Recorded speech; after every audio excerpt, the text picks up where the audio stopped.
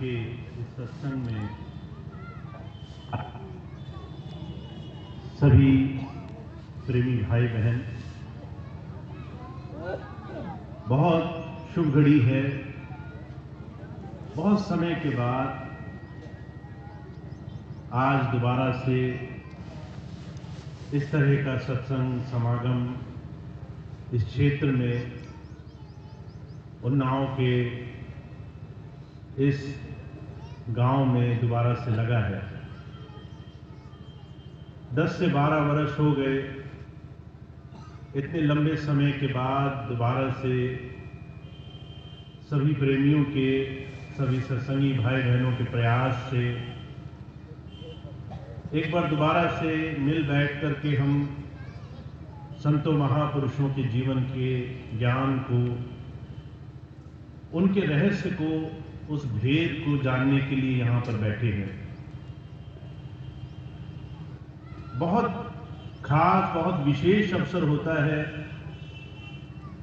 जब कोई इंसान, कोई जीव अपने हजार काम छोड़ करके प्रभु चर्चा में, गुरु चर्चा में, महापुरुषों के ज्ञान के रहस्य को जानने के लिए आ बैठता है।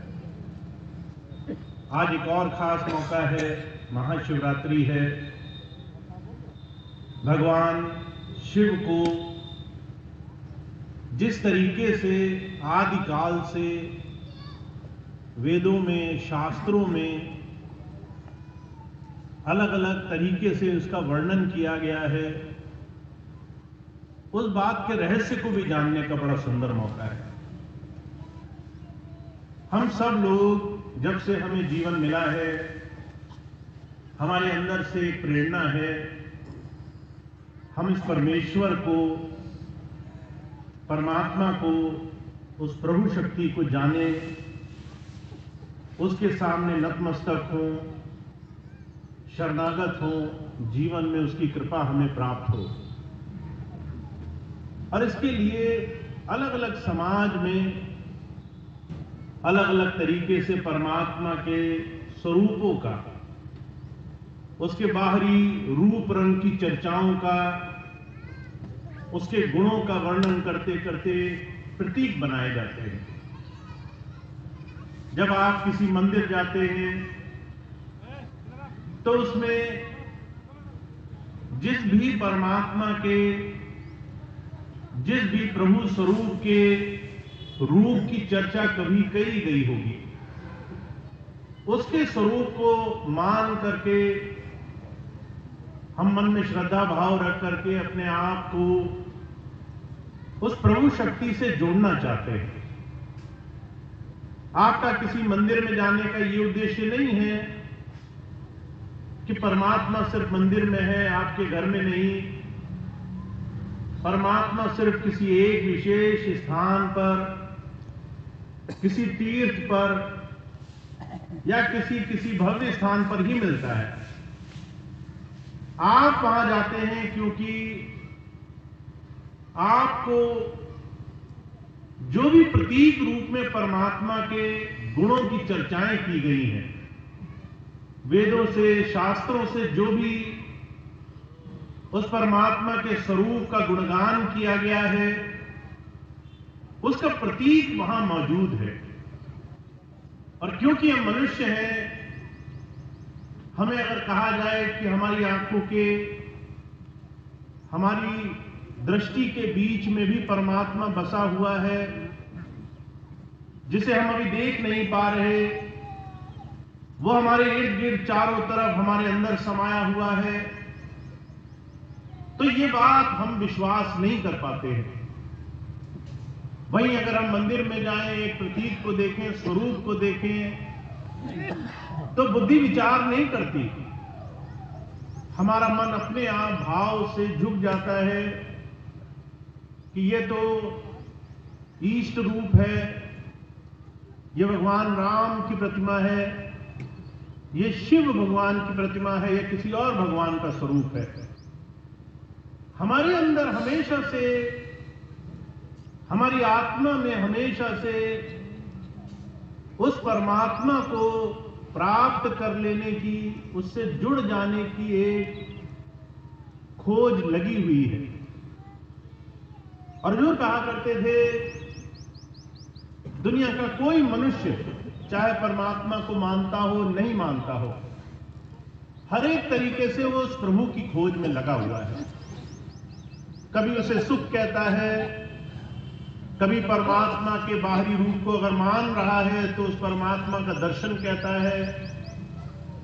पर हम सब लोग उस परमात्मा से जुड़ने के लिए, उस परमात्मा से दया की, कृपा की, अपने जीवन में, हमारे जीवन पर हर तरह से उपकार हो, इस तरह की प्रार्थना के लिए हमेशा से खोज करते रहते हैं।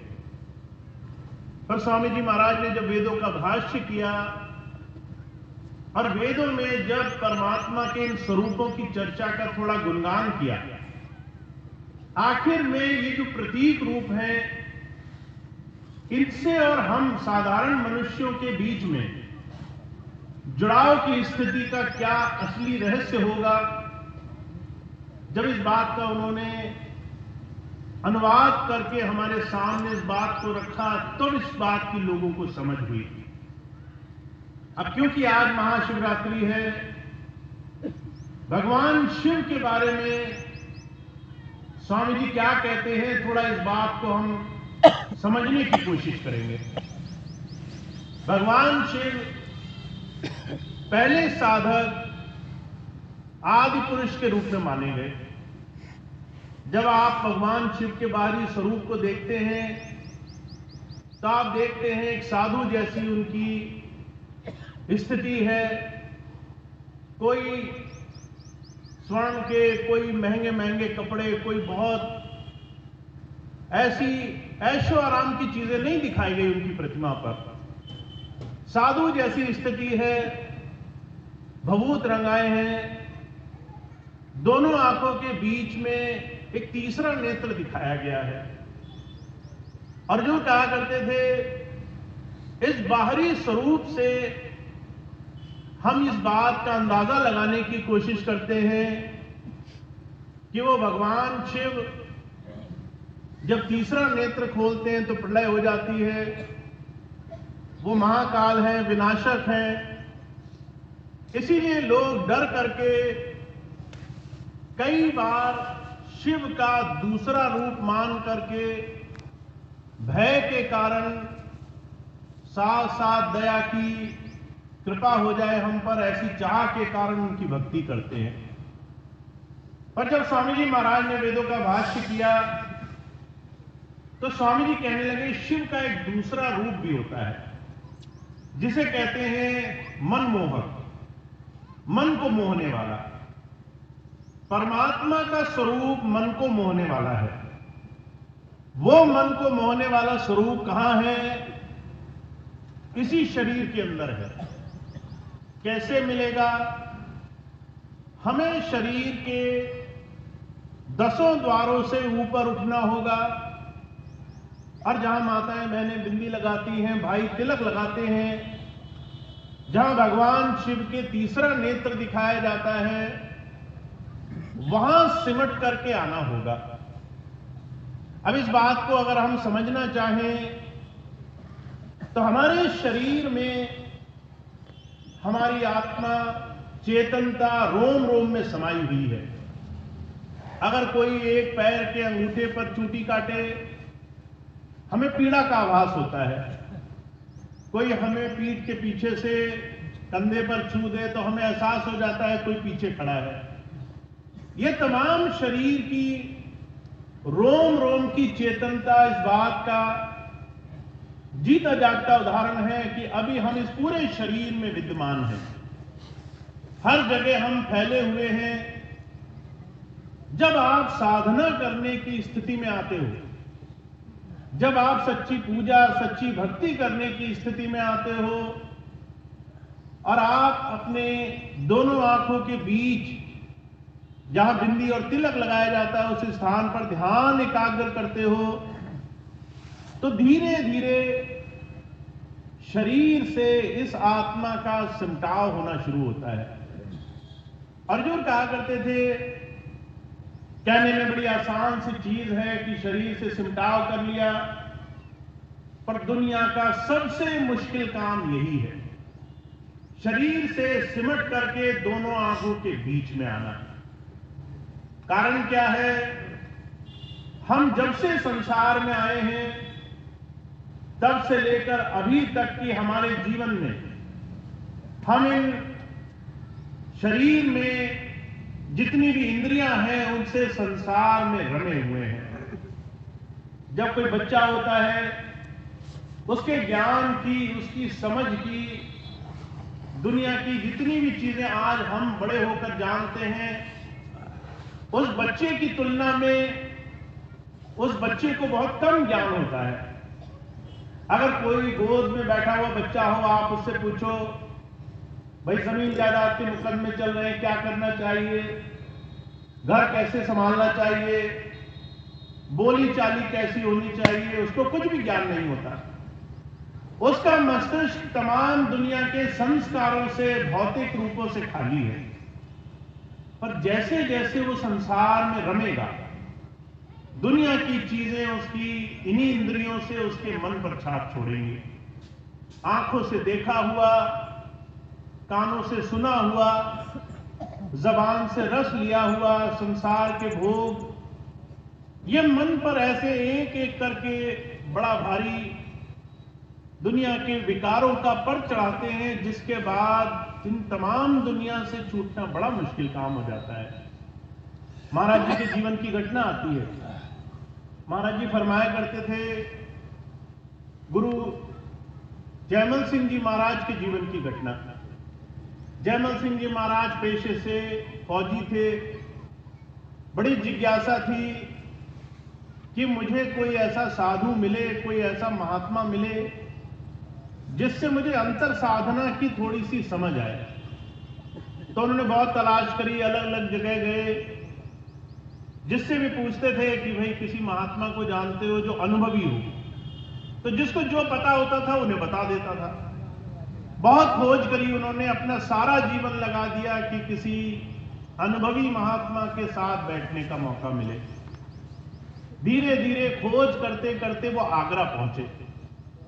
आगरा में पन्नी गली में उन दिनों स्वामी शिवदयाल सिंह जी महाराज एक जो है सेठ संत के रूप में जाने जाते थे। जैसे अमीर लोगों के गुरु होते हैं, बड़ी जो है बैठक उनकी दूसरी किस्म की थी। देखकर कोई पहचान नहीं सकता था कि ये साधु होगा, संत होगा। पर जो है स्वामी शिवदयाल सिंह जी महाराज आध्यात्मिक पुरुष थे, ध्यान से, साधना से जुड़े थे। जब उनके पास बाबा जयमल सिंह जी महाराज गए, तो बाबा जयमल सिंह जी महाराज पहले से बहुत तरीके अपना चुके थे।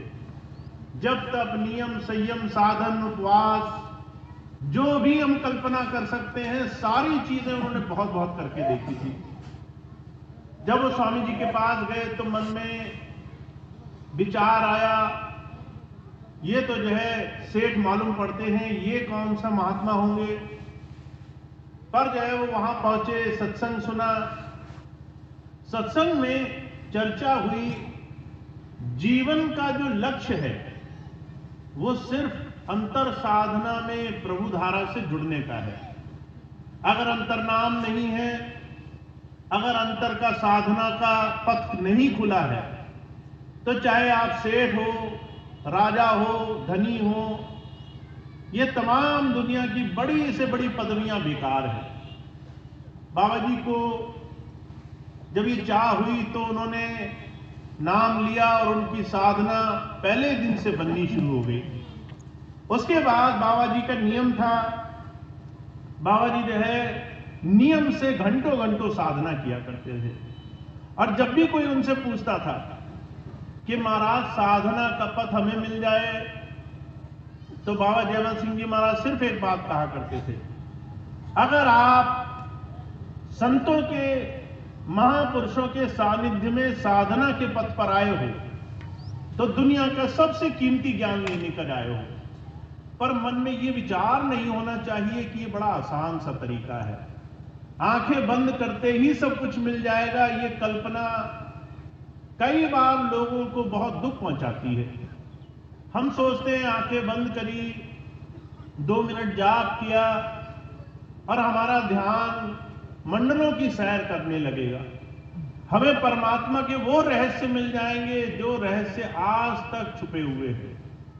पर बाबा जी कहा करते थे, कभी ये भूल मत करना, क्योंकि जब आप आंख बंद करते हो और दोनों आंखों के बीच तक आप अपने ध्यान को लाना चाहते हो, तो इस ध्यान को इन शरीर के 9 द्वारों से खींचना होता है। वो 9 द्वार जो आपके अभी तक के जीवन से बाहर की तरफ खुले हुए हैं। अगर आपकी उम्र 40 बरस है, अगर 50 बरस है, अगर 60 बरस है, तो 60 बरस तक निरंतर हमारे शरीर के ये 9 द्वार बाहर की तरफ खुले हुए हैं। 2 नाक के, 2 आंख के, 2 कान के, एक मुंह का, एक मल का, एक मूत्र का। इन 9 द्वारों से सारा जीवन हमने संसार में रमण किया है।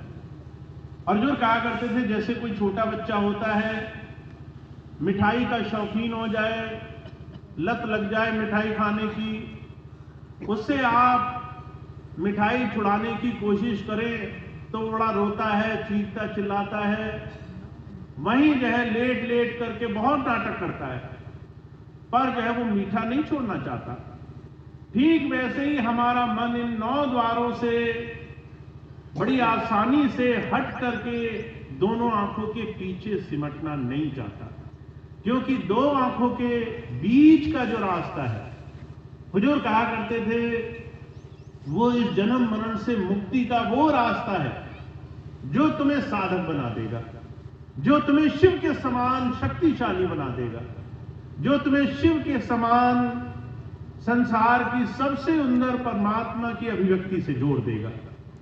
पर उस साधना को हम कर सके, उस अंतर साधना से हम इसी शरीर में उस परमात्मा के दर्शन कर सके, इस साधन को संत कराने के लिए आते हैं। संतों महापुरुषों का संसार में किसी और चीज के लिए आना नहीं होता। कबीर साहब फरमाया करते थे, जितने भी अनुभवी महापुरुष हैं, अगर आप उनके जीवन को देखें तो उनके जीवन की एक एक सांस, उनके जीवन का एक एक प्रयास सिर्फ हमें और आपको हमारे जीवन के इस सत्य के साथ जोड़ने के लिए होता है। कबीर साहब कहा करते थे, मर जाऊं मांगू नहीं अपने तन के काज, परमारथ के कारणे मोहे ना वेला। अगर मुझे दुनिया में परमात्मा की भक्ति, परमार्थ, उस प्रभु के ज्ञान को समझाने के लिए दुनिया के सारे जतन करने पड़े, तो मैं दुनिया के सारे जतन करने को तैयार हूं। किसी की भलाई, किसी को सही रास्ता दिखाने के लिए दर दर भीख मांगनी पड़े तो वो भी करने को तैयार हूं, पर मुझे अपने लिए किसी से एक फूटी कौड़ी की भी आशा नहीं है। तो जो कहा करते थे, संतों महापुरुषों की जो सबसे पहली जो निशानी है वो ये कि उन्हें दुनिया की किसी भी भौतिक चीज की आपसे किसी तरह की भी कामना नहीं होती। जब आप किसी महापुरुष के पास जाओ और वो पहले से ही आपसे मांग करने लगे, तो समझ लीजिए कि कहीं ना कहीं इसमें खोट है, इसमें कहीं ना कहीं एक बड़ा भारी झूठ शामिल है। महाराज जी के जीवन की घटना आती है। महाराज जी ने जब नाम नहीं लिया था, हुजूर कृपाल सिंह जी महाराज, स्वामी जी महाराज के गुरु, तो वो खोजा करते थे कौन संत मिले, कौन महापुरुष मिले। तो महाराज जी ने एक परख बना ली, अगर कोई कहे कि पहले तुम्हें कुछ देना पड़ेगा तो ऐसे गुरु के पास नहीं जाना है। अगर आप किसी महात्मा के पास जाओ और वो पहले ही मांगने लगे कि तन देना पड़ेगा, मन देना पड़ेगा, धन देना पड़ेगा, तो वहां हाथ जोड़कर निकल जाओ। समझ लो वहां पाखंड है, वहां झूठ है। जो तुमसे पहले ही मांग रहा है वो तुम्हें और क्या दे सकता है। तो महाराज जी ने सारा जीवन इस नियम का पालन किया और अनगिनत ऐसे साधुओं से वो बच गए जो उनका समय बर्बाद कर सकते थे। तो इसलिए महाराज जी कहा करते थे, कोई संत महापुरुष अगर आपको मिले तो उसकी सबसे पहली और सबसे जरूरी बुनियादी जरूरत यह है, वो मांगता नहीं होता, वो भीख नहीं मांगता, वो दूसरों से मांग करके गुजारा नहीं करता, वो सिर्फ संसार के भोगों का, पैसों का, दुनिया की चीजों का भूखा नहीं होता, वो संसार में सेवा करने के लिए आता है। और सबसे बड़ी सेवा है हमें अपने शरीर से दो आंखों के बीच तक आने की इस साधना का ज्ञान मिल जाए। तो हजूर कहा करते थे, गुरु के दिए हुए नाम को आप गुरु की दी हुई दात समझो, सबसे बड़ी बख्शीश। जब संत किसी को नाम देता है, किसी को यह साधन देता है, तो उसे अपनी कमाई की भी पूंजी में से पूंजी देता है। जैसे कोई बच्चा हो अपने बाप के पास जाए, कहे मुझे व्यापार शुरू करना है, तो पिताजी कहते हैं ये मेरी तरफ से थोड़ी सी पूंजी रख लो, तुम्हें काम करने में आसानी होगी, तुम्हारी मुश्किलें आसान हो जाएंगी, पर बढ़ाना तुम्हें ही है, व्यापार तुम्हें ही करना है, काम तुम्ही को अच्छा करना है। संत इसी तरह से अपनी पूंजी देते हैं। अगर कोई अपनी दया की दात ना दे कोई महापुरुष, तो जो कहा करते थे 9 द्वारों से ऊपर उठना तो बहुत असंभव काम है। आप इस बात की कल्पना नहीं कर सकते, हम जिस संसार में 24 घंटे रमे हुए हैं, उस संसार में इस मन को पल भर भी हटा करके एकांत में बिठाना बड़ा मुश्किल काम है। महाराज जी के जीवन की घटना आती है, रोज साधना किया करते थे। एक बार कुछ मजदूर निकले उनके घर के सामने से और देखा कि एक बड़ा हट्टा कट्टा महापुरुष है, पर कुछ करता नहीं है, रोज जो है घंटों घंटों आंख बंद करके बैठा रहता है। तो उन्होंने एक दिन चलते चलते बोली मार दी, कहने लगे शरीर से इतना हट्टा कट्टा है, पर जो है बड़ा आलसी है, करता कुछ नहीं है, आसानी से बैठा रहता है। अब मजदूरों की ये बात सुनी तो बाबा जी फौज के रिटायर थे, साधना में लगे थे, सारा जीवन समर्पित था। उन्होंने जो है अगले दिन मजदूरों को बुलाया, कहने लगे मेरा कुछ काम कर दो, दिन की जो दिहाड़ी होती है उससे दुगना दूंगा। मजदूर तैयार हो गए, जो दिहाड़ी मिलती थी उससे दुगना मिलेगा। ये बात किसको अच्छी नहीं लगती। उन्होंने कहा पहले पैसे दो, तुम बाबा हो पता नहीं, पैसे हो ना, काम करा लो। बाबा जी ने पहले ही उनके हाथ में पूरे दिन की दिहाड़ी रख दी। कहने लगे अब मेरा जो है एक दिन का काम पूरा कर दो। मजदूरों ने पूछा क्या काम करना है। बाबा जी ने रेत में एक लकीर खींची, कहने लगे इसके सहारे सहारे बैठो, आंख बंद करो, 8 घंटे हिलना नहीं है। अब 8 घंटे बिना कुछ किए बैठना, ये बात मजदूरों को बड़ी आसान लगी। कहने लगे 8 घंटे बैठना ये तो बहुत आराम का काम हो गया, पहले इतनी मेहनत मजदूरी करते थे, आज आराम करने के दुगने पैसे मिलेंगे। जब वहां बैठे तो जो है बैठने के थोड़ी थोड़ी देर बाद उन मजदूरों को एहसास हुआ कि बैठने में बड़ी पीड़ा होती है। आप अगर बिना कुछ किए बैठे तो 5 मिनट, 10 मिनट, 15 मिनट बाद आपका शरीर ही कहने लगता है कि अब बैठा नहीं जा रहा। उसके बाद आप अगर 8 घंटे बैठना पड़ जाए तो ये बहुत बड़ी समस्या हो जाती है। मजदूरों के साथ कुछ ऐसा ही घटा, कोई 10 मिनट में उठ गया, कोई 15 मिनट में, कोई 1 घंटे में, और सारे पैसे रख करके चुपचाप वहां से निकल कर चले गए। अगले दिन बाबा जी ने उनको देखा, कहने लगे मजदूरी पूरी नहीं करी तुमने। उन्होंने हाथ जोड़ लिए, कहने लगे महाराज हमसे बड़ी गलती हुई, हम आपको निठल्ला, बेकार, आलसी समझ रहे थे। आप जो कहते हो 8 घंटे बैठे रहना सबसे मुश्किल काम है, सिर्फ शरीर ही नहीं मन भी हमारा साथ नहीं देता। तो जो कहा करते थे हमें और आपको लगता होगा संतों महापुरुषों की साधना, भक्ति ये सिर्फ आंख बंद करने का काम है, पर ये आंख बंद करके मन को इन शरीर के 9 द्वारों से सिमटकर दोनों आंखों के बीच तक खींच कर ले जाने का काम गुरु की दया से संभव होता है।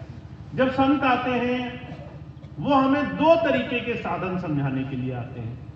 पहला साधन ये कि आपका ये जो जीवन है, शरीर से जुड़ी हुई जितने भी काम आप कर रहे हो उसमें आपको संयम बरतना होगा, उसमें आपको हर एक चीज, छोटी से छोटी चीज का ध्यान रखना होगा। और सबसे बड़ा संयम आपको मन से की हुई तमाम उन चीजों पे करना है जिससे आप अपने जीवन को सही दिशा में ले जा सको। हुजूर कहा करते थे दुनिया का सबसे मुश्किल काम है अपने ऊपर संयम रखना।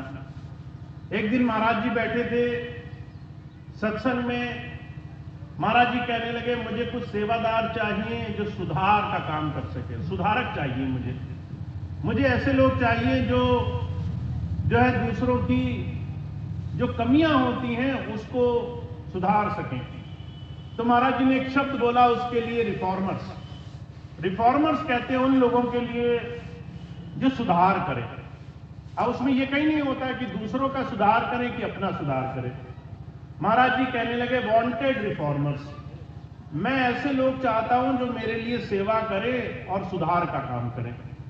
तो आप में से बहुत सारे प्रेमी भाई बहन जो कुछ प्रेम भाव में वहां गए थे कहने लगे अपने गुरु के लिए इतना तो हम कर ही सकते हैं, हाथ खड़े कर दिए। महाराज जी ने धीरे से कहा सुधारक चाहिए, पर पहले वो सुधारक चाहिए जो अपनी खामियां दूर करे, जो अपनी गलतियां दूर करे। आपको दूसरों की गलतियां सुधारने का अधिकार तभी है जब वो गलतियां आप अपनी सुधार चुके हो। अगर खुद वो गलती कर रहे हो तो ये आशा करना गलत है कि दूसरा उस गलती को नहीं करेगा। अगर खुद उन गलतियों से छुटकारा नहीं मिला है तो दुनिया में कोई भी आपकी बात सुनकर उसको ईमानदारी से नहीं लेगा। इसलिए महाराज जी कहा करते थे वेदों शास्त्रों में जब जब परमात्मा के किसी स्वरूप की चर्चा की है, चाहे वो भगवान शिव की हो या किसी और इष्ट रूप की हो, एक बड़े संपूर्ण रूप, एक साधक रूप की चर्चा करी है कि आप शिव के समान कैसे हो सकते हो, शिव के समान संयमी कैसे हो सकते हो। संयम आपके जीवन में, आपको जीवन में आपके बाहरी रूप में लाने के लिए रोज के कुछ ऐसे नियम धारण करने पड़ेंगे जिससे शिव भक्ति पूरी हो जाएगी आपकी। तो वो संयम क्या है? हुजूर कहा करते थे पहला संयम ये है कि अपनी छोटी छोटी उन तमाम चीजों में आपको संयम बरतना है जो आपको उस प्रभु से जोड़ने में बाधक है। ऐसी तमाम चीजें हमारे और आपके जीवन में हैं जिससे हमें अभी छुटकारा पाना है। अगर हम अपने जीवन को देखते हैं तो हमें सबसे बड़ी परेशानी इस मन से नजर आती है। ये मन 24 घंटे दूसरों के जीवन में झांक रहा है, दूसरा अच्छा है बुरा है, दूसरे ने क्या बोल दिया, दूसरों के जीवन में क्या घट रहा है, कोई हमसे ज्यादा अच्छा बन गया, ऐसी अनगिनत चीजों में हम 24 घंटे रमते रहते हैं। तो हुजूर कहा करते थे इस मन को साधना शुरू करो, और इस मन को साधने का सबसे आसान तरीका है कि इसको 2 कामों में लगाओ। एक, गुरु के दिए हुए नाम सिमरन में। जैसे जैसे आप नाम सिमरन करते हो वैसे वैसे आपको आपके जीवन में तमाम अच्छाई और तमाम सच्चे रास्ते पर चलने की प्रेरणा मिलती है। हुजूर कहा करते थे अगर किसी को पता चल जाए मुझे अपने गंदे कपड़े खुद ही धोने हैं तो वो जो है 1000 कालिक और 1000 गंदी जगह जाने से कतराने लग जाता है। उसको समझ में आ जाता है अगर कीचड़ में घुसा तो धोने मुझे ही पड़ेंगे, अगर मैंने गंदगी में ज्यादा रमण कर लिया, ज्यादा गंदी जगह चला गया तो रात को मेहनत मुझे ही करनी पड़ेगी। तो जो कहा करते थे इस बात का सिर्फ संत महापुरुष हमें रास्ता दिखाने के लिए आते हैं कि आप जीवन में इष्ट को, प्रभु को शिव के समान बनने जैसी समर्थता को कैसे पाओगे?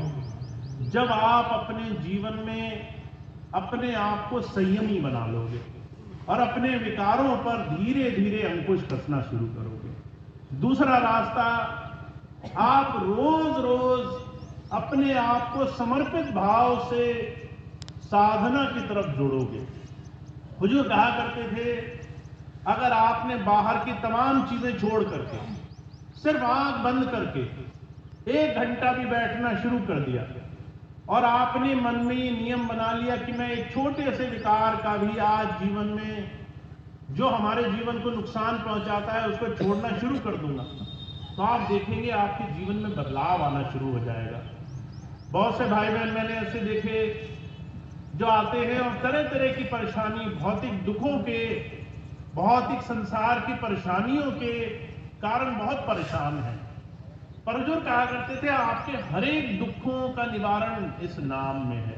कहा, सब रोगन की औषधि नाम। आपके जीवन में सारे दुखों का इलाज इस नाम में है।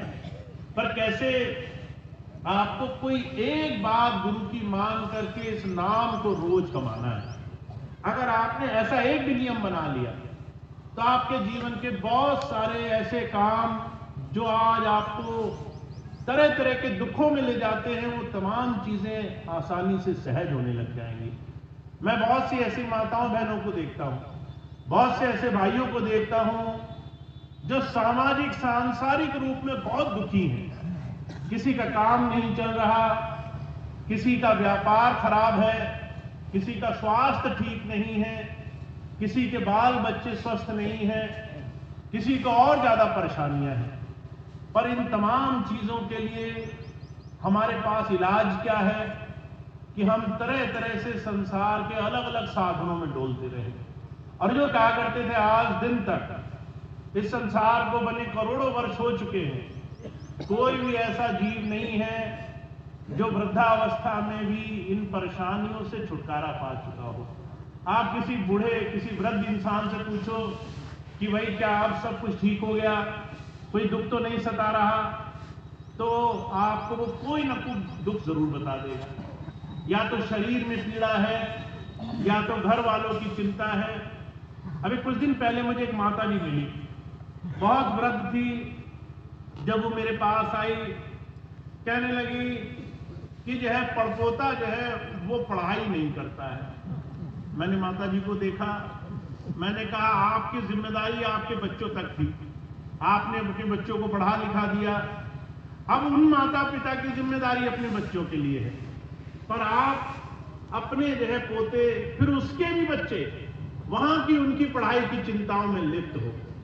पर क्या ये साधारण बात नहीं है कि हम छोटी छोटी चिंताओं में लिप्त रहते हैं? चाहे हमारे बच्चे हों, चाहे बच्चों के बच्चे हों, चाहे उनके भी बच्चे हों। हुजूर कहा करते थे, ये हमारा जीवन में मानसिक वो स्वरूप है जिसमें हम फंसे हुए हैं।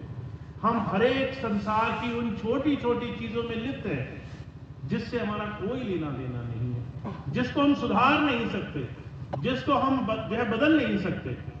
पर हम फिर भी उन चीजों से बचने के लिए कोई उपाय नहीं जानते।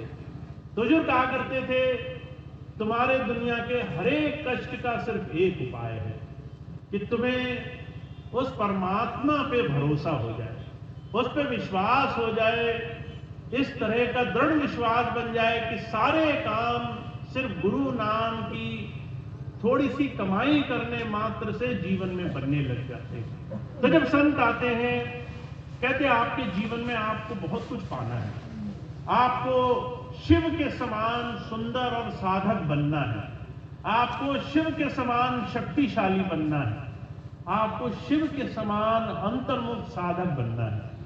और इसीलिए आपको ये प्रतीक दिया गया है। शिवरात्रि में शिव को अपना आराध्य मान करके कि हम उनकी तरह जीवन में कैसे धारणा करें, साधना कैसे करें, हमारा तीसरा नेत्र कैसे खुले, संयम कैसे आए, हमारी तमाम जितने भी मन आवेश हैं उसको हम कैसे नियंत्रित करें, इसके लिए हमें अपने जीवन में कमाई करनी है, साधना करनी है। तो ये प्रतीकात्मक हमारे जीवन में हमारे सामने है। और आज बड़ा सुंदर ये समय भी है कि हमें बार बार घूम करके हमारे मस्तिष्क में याद आती है कि आज बड़ा पुण्य दिन है, आज महाशिवरात्रि है। जब इस तरह की हमारी याद जगे तो हमें उसका सही अर्थ समझ लेना चाहिए कि हमें सिर्फ शिव को पूजना नहीं है, हमको शिव की उन तमाम शक्तियों को पाना है, उसको अपने जीवन में प्राप्त कर लेना है। और उसको प्राप्त करने के लिए ये मनुष्य जीवन बड़ा सुंदर आपके लिए एक अवसर है जिसको आप हर तरीके से उपयोग में ला सकते हो। आप इससे कारोबार तो करोगे, पैसा तो कमाओगे, जमीन जायदाद तो बना लोगे, पर इसके साथ आपको अपने इस शरीर से साधना भी कमानी है। और वो साधना कमाने के लिए आपको अगर गुरु मिल गया है तो बहुत सुंदर है, नहीं मिला है तो आपको गुरु की तलाश को जारी रखनी चाहिए। पर जिन्हें गुरु मिल भी गया है उनके लिए ये मिलने मात्र से काम नहीं बनेगा। अब उन्हें गुरु जी से आखिर में हम कैसे गुरु धारा से जुड़ सकते हैं उसको अपने जीवन का आधार बनाना है। तो आपका हर रोज दुनिया के हर एक काम के साथ साथ प्रभु की साधना में भी जुड़े और आप शिव के समान शक्तिशाली बनो, उसके समान अंतर से प्रकाशमान बनो, अंतर से प्रभु धारा से जुड़े हुए रहो और दुनिया के सारे कष्ट क्लेश, दुनिया के दुख, दुनिया की परेशानियां, जो भी आप सोच मात्र सकते हो वो तमाम चीजें आपके सोचने मात्र से दूर हो, ऐसी शक्ति आपको मिले, इसके लिए आपको एक बड़ा सुंदर साधन मिला हुआ है। तो अब हमें सिर्फ एक बात पर ध्यान देना है, जैसा कि स्वामी जी महाराज ने वेदों के भाष्य में साफ कहा कि आपको रास्ते सारे स्पष्ट करके समझा दिए गए हैं। अब हमें सिर्फ एक बात का ध्यान देना है कि हमारा हर रोज हर दिन साधना के लिए, इस जीवन को परिपूर्ण करने के लिए एक बहुत ही सुंदर साधन के रूप में हमें दिया गया है। अगर एक दिन भी खाली गया तो हमारे लिए हमने अपने खुले हाथों से वो मौका गवा दिया। तो हमारा हर दिन सार्थक बने ये प्रयास हमें करना है। बुजुर्ग कहा करते थे इसके लिए एक संकल्प की आवश्यकता होती है। जैसे आप व्रत रखते हो कि आज मैं व्रत रखूंगा तो पूरा दिन कुछ खाऊंगा नहीं। लोग बहुत कठिन कठिन यज्ञ रखते हैं, बहुत कठिन कठिन व्रत धारण करते हैं। कई लोग बिना जल के दिन गुजारते हैं, कई लोग बिना खाए दिन गुजारते हैं। आप ये व्रत लो कि जब तक मैं रोज थोड़ी देर साधना में बैठूंगा नहीं तब तक वो दिन आगे जाने नहीं दूंगा। तो महाराज जी एक नियम बनाया करते थे, क्या करते थे, नियम बना लो कि जब तक साधना नहीं करूंगा खाना नहीं खाऊंगा। आप साधना भूल सकते हो, खाना खाना नहीं भूल सकते। एक दिन आपने खाना नहीं खाया, अगले दिन शरीर बोलने लगेगा कमजोरी आ रही है, तो आपके लिए ये मजबूरी बन जाएगी कि आपको संकल्प पूरा करना है। अगर संकल्प पूरा नहीं होगा तो अगला कर्म नहीं करेंगे। तो बिना संकल्प के साधना नहीं होती है। बहुत से लोग सोचते हैं अपने आप समय निकल जाएगा, अपने आप समय किसी का नहीं निकलता है। बाबा जयमल सिंह जी महाराज के बारे में जिक्र आता है, जब साधना करते थे तो नींद आ जाया करती थी, तो उन्होंने अपने बाल बांधने शुरू कर दिए खूंटी से कि नींद कैसे आएगी मैं देखता हूं। और जो है जैसे ही जब बाल बांध कर साधना करते थे, जैसे ही नींद आती थी, बाल खींचते थे, पीड़ा होती थी, तो वो अपने मन को एक ही बात कहते थे, और सो और नींद ले लो, साधना करे बगैर नींद कैसे आ जाएगी। तो संतों महापुरुषों ने संकल्प लेकर के साधना करी है। किसी को बैठे बैठे साधना नहीं मिली है, किसी को बैठे बैठे शिव का, भगवान ईष्ट का आशीर्वाद नहीं मिला है। इस मन को संतों महापुरुषों की दया महर से साधना पड़ता है। तो आप सबको बहुत सुंदर साधन मिला हुआ है। जिनको नाम मिल गया, रास्ता मिल गया, बहुत शुभ है। जिन्हें नहीं मिला खोज करें, नाम लें और लेने के बाद संकल्प लें। क्योंकि अगर आपने संकल्प नहीं लिया कि आज का काम आज खत्म करूंगा, तो नाम लिया नहीं लिया, पूजा करी नहीं करी, यज्ञ किए नहीं किए, सब एक बराबर है। आपने चाहे 1000 शिवरात्रि मना ली, पर संकल्प लेकर के अंदर थोड़ा सा भी कार्य नहीं किया तो वो सब शून्य है। तो इसीलिए शून्य में ना जाएं और अपने जीवन में इतने सुंदर जीवन से सारे कामों के साथ साथ साधना भी कमाएं। तो ये बहुत ज़रूरी हमारे जीवन का अंग होना चाहिए।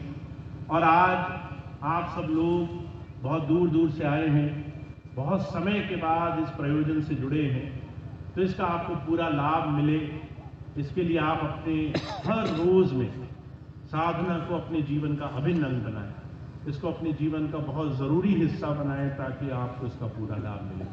तो इतनी बात थी। अब इतनी बात कहकर मैं अपनी बात समाप्त करूंगा। आज का ये सत्संग कार्यक्रम यहीं समाप्त होगा। एक दो सूचनाएं मुझे आपको देनी है, मैं आपको दे दूं, उसके बाद प्रसाद की व्यवस्था है। सभी भाई बहन जो यहाँ पर आए हैं सबके लिए लंगर प्रसाद की व्यवस्था है। और जो भी भाई बहन इस वक्त नाम ले चुके हैं वो नाम की कमाई करें, जो नहीं ले चुके हैं उन्हें आज नाम यहाँ लेना संभव नहीं है, पर जब भी आगे व्यवस्था होगी ज़रूर उन्हें नाम मिलेगा।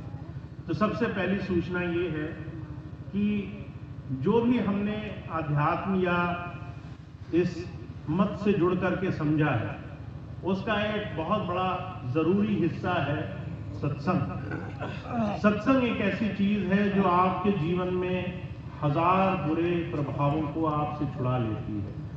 अगर आप दिन में, हफ्ते में, महीने में किसी भी सत्संग का हिस्सा नहीं है तो आप अपने आप जाने अनजाने उन तमाम चीज़ों का हिस्सा हैं जो आपको दुनिया की तरफ खींचेंगी। कहीं राजनीति की चर्चाएं हो रही हैं, कहीं किसी की बुराई हो रही है, कहीं किसी और तरह की बातें हो रही हैं। इन तमाम चीज़ों से आप बच नहीं पाएंगे। और जब हम इन तमाम चीज़ों में जाने अनजाने बैठते हैं तो कहीं ना कहीं हमारा मन इन तमाम चीज़ों की छाप 24 घंटे लेता रहता है। तो आप इस बात को गौर से देखिए। आपको सत्संग में जाना पड़ेगा, पर जो मनमत है, संसार की तमाम चर्चाएं हैं, वो आपको घर बैठे मिल जाएंगी। अगर आप कोशिश नहीं भी करेंगे तो भी कोई ना कोई आ जाएगा आपके साथ किसी की बुराई करने के लिए, कहीं किसी की बुरी बात बोलने के लिए। तो जब भी आपको इस रास्ते पर चलना हो, आपको सत्संग अपने जीवन का एक बहुत जरूरी हिस्सा बनाना होगा। तो जहां भी सत्संग हो वहां सत्संग में जाएं, जहां सत्संग नहीं हो तो खुद सत्संग करें। घर में खुद महाराज जी की, स्वामी जी की पुस्तकें मौजूद हैं, उनको 1 पन्ना 2 पन्ना पढ़ें। रोज थोड़ा सा चर्चा कर लें। गुरु चर्चा करेंगे तो आपके मन में दुनिया की और बातों के साथ साथ अच्छी बातें भी साथ साथ आती रहेंगी। और जितना भी आपके अंदर सत्संग आएगा उतना आपका मन बदलेगा, उतना ज़्यादा इस मन का बहुत ज़्यादा दुनिया के असर से बचाव होगा। तो सत्संग में ज़्यादा से ज़्यादा जुड़े रहना है, ज़्यादा से ज़्यादा सत्संग से अपने आप को जोड़ने का प्रयास करना है। और आजकल तो बहुत आसान है, आप फ़ोन उठाएं और अलग अलग तरह से सत्संग सुनने के साधन मौजूद हैं। आपको तो कहीं जाने की भी ज़रूरत नहीं है, आपको तो बहुत कुछ करने की भी ज़रूरत नहीं है, पर बशर्ते आप सत्संग सुने। आपके हाथ में सुविधाएं हों कि आप स्वामी जी का सत्संग सुन सकते हैं, हाथ में सब व्यवस्थाएं हों, फ़ोन हो, आप कहें कि सत्संग सुनूं, पर सुनते सुनते आप दूसरी तमाम चीज़ों को 24 घंटे सुनते रहे तो उससे आपका मन नहीं बदलेगा।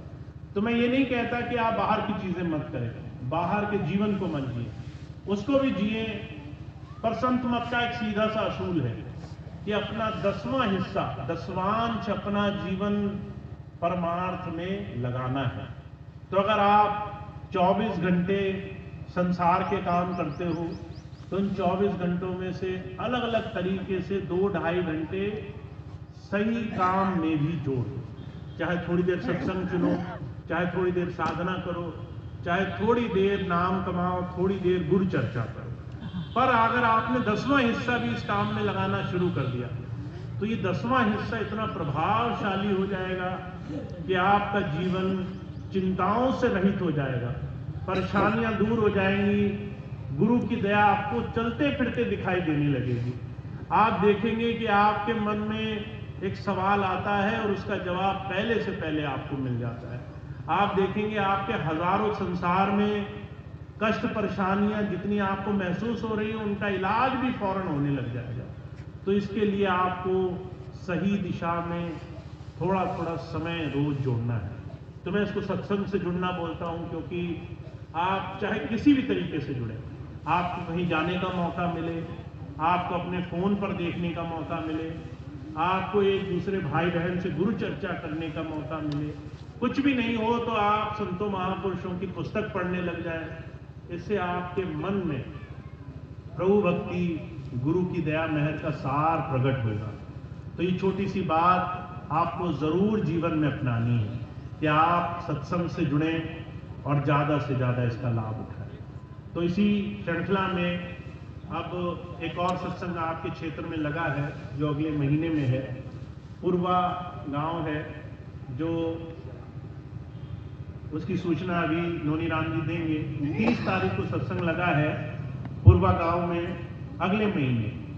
तो 30 मार्च को एक और सत्संग का कार्यक्रम उन्नाव में आपके पास ही है, वहां लगा हुआ है। पर इसके अलावा भी लखनऊ में, कानपुर में जगह जगह स्वामी जी महाराज के आश्रम है, वहां सत्संग होता है।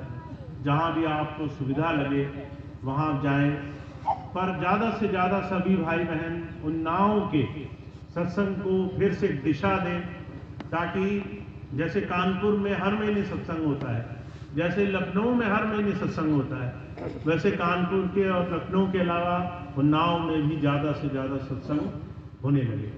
तो इसका ज्यादा से ज्यादा प्रयास करना है ताकि सभी को इसका लाभ प्राप्त हो। तो इतनी छोटी सी बात थी जो आपके सामने मैंने रखी।